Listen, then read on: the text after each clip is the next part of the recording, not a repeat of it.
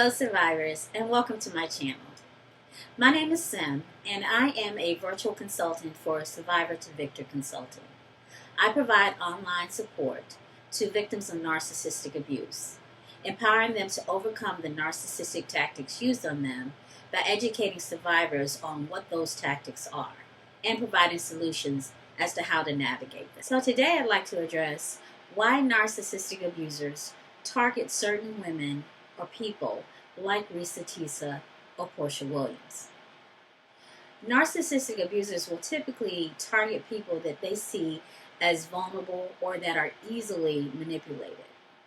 Certain factors such as low self-esteem, immense empathy, or a history of trauma can make someone more susceptible to narcissistic abuse.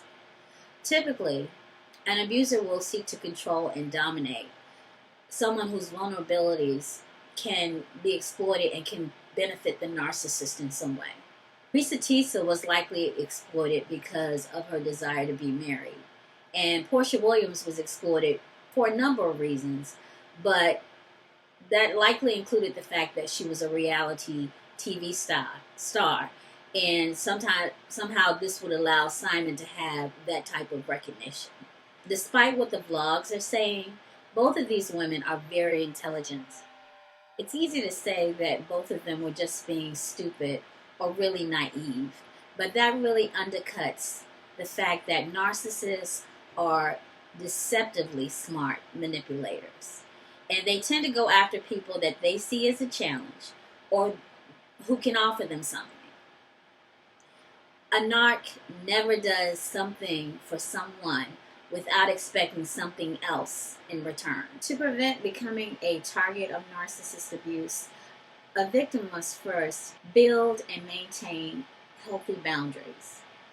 Boundaries are like fences. They define your space and protect your well-being. Knowing yourself and what you will and will not tolerate is crucial. So you need to develop a certain self-awareness and learn to trust your instincts. The minute you notice that there are red flags in a relationship, be sure to address them and ask yourself, is this something I'm willing to tolerate? And if you don't know who you are, if you know that you are a person that allows people to walk all over you, then consider seeking advice from a professional such as a therapist or a counselor to learn how to become more assertive. Also, educating yourself on narcissistic traits can empower you to recognize the dangers or potential red flags in a relationship. It's important for you to know what the red flags of a narcissistic abuser are. This entails watching out for things like excessive self-centeredness, a lack of empathy. For example, I had a situation with someone I knew. I was in a lot of pain and needed to go to a hospital. I was in so much pain that I was dragging on the ground, could barely walk. And this person just refused to take me to the doctor because they had something to do. And I'm doubled over in pain. So self-centeredness and a lack of empathy, that is a key indicator of possible narcissistic traits. Some other narcissistic traits to consider are whether or not this person has a constant need for admiration or tends to manipulate people in their life or has a sense of entitlement. For example, I knew a narc once where no refrigerator was a stranger to them. Okay, they could just walk into anyone's house and go into the refrigerator without asking. Now that might be small, but that is a sign that someone doesn't mind crossing a boundary. Notice if this person has also a tendency to belittle or demean others. Pay close attention how they handle criticism and whether or not they respect your boundaries. It's not enough for you just to establish boundaries with someone that could be a narcissist. You must also enforce them. If a person doesn't honor your boundaries, then that's a clear sign that you should walk away. A classic example of controlling behavior or emotional manipulation would be if you have a person who likes to make you feel guilty a lot, or if when you're not able to solve problems because this person does what I call merry-go-rounding, which is essentially getting nowhere in a discussion or an argument because the person will not stay on topic and they're constantly jumping off topic to confuse you. These could all be red flags of a narcissistic abuser.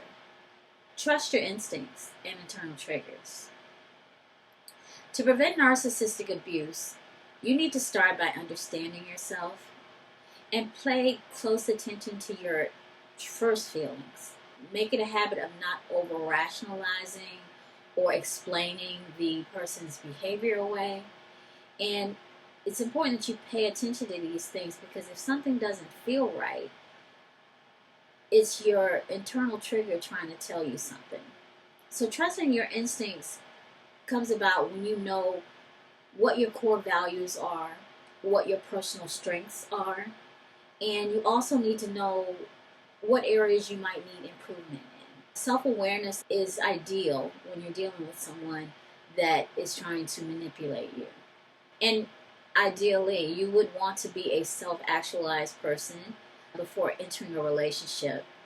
One of the ways to prevent becoming a target of narcissistic abuse is listening to your gut feelings. If something doesn't feel right, trust yourself. It doesn't feel right for a reason. It's important to be in a relationship where you're able to express your needs and concerns freely without fear.